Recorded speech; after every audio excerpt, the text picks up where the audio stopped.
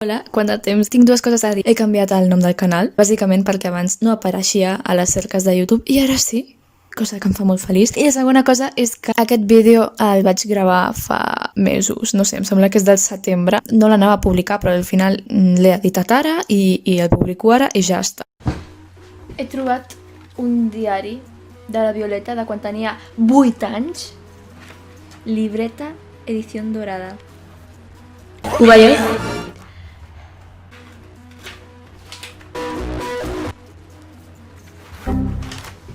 Tenia musiqueta.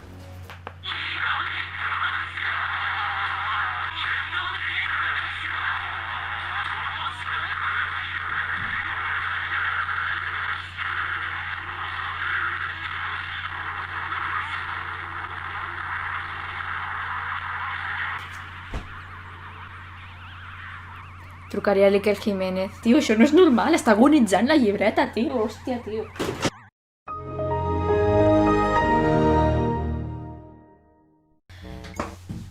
Parlant de coses que fan por, avui us vinc a parlar de la brontofòbia. Hell no, to the no, no, no.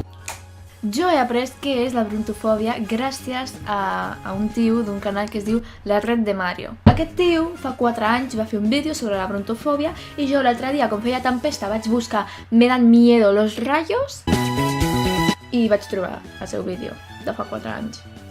I ara sé que sóc brontofòbica.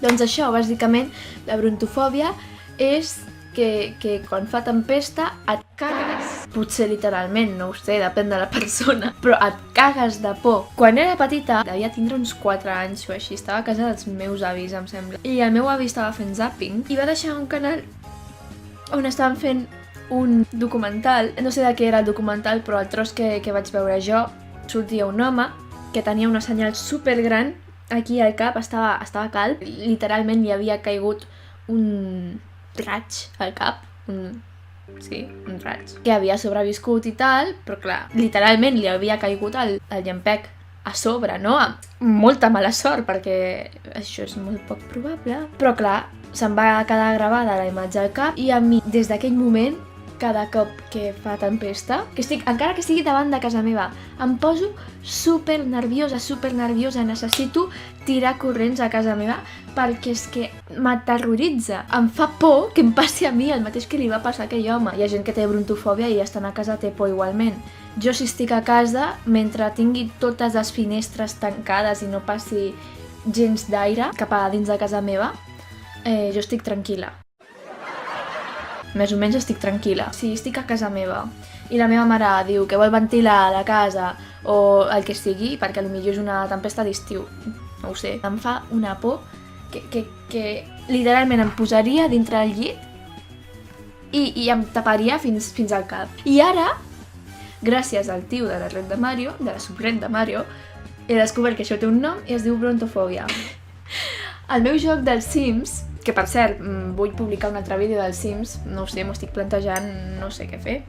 La configuració del clima, perquè tinc el pack de les 4 estacions, tinc desactivada l'opció de que hi hagi tempestes. Només pot ploure, però tempestes no. Perquè em fa por que m'enganxi una tempesta amb el meu sim al carrer i que també es mori. Pot haver diverses maneres de fer que al meu sim no li hagi passat res, però igualment ja m'ho estalvio, saps? El fet de que hi hagi tempestes és com... No, si ho puc evitar, millor, saps? Gràcies. Moltes gràcies. No ho sé, no sé si us passa a algun de vosaltres que tingueu una por així que us moriu. En el meu cas és aquesta, és la brontofòbia. Si algú pateix brontofòbia o té alguna altra por, sisplau, deixeu-me els comentaris i així em sentiré més compresa. L'última vegada que em va agafar una tempesta va ser tornant a casa. A més, jo aquest curs m'he canviat de col·legi i ara l'escola on vaig està més lluny de casa meva, perquè abans d'anar a una escola que estava literalment davant de casa meva, em va enganxar un dia la tempesta que ningú em podia vindre a buscar. I em vaig cagar de por! Vaig anar caminant 20 minuts, que a sobre se'm van allargar a 40. No tinc molta resistència, i si hi ha aigua contracorrent, menys encara, no? M'estava cagant de por, us ho juro, m'estava cagant de por. Vaig arribar a casa meva. Buah! i estava sola. I... Ai, horrible. Horrible.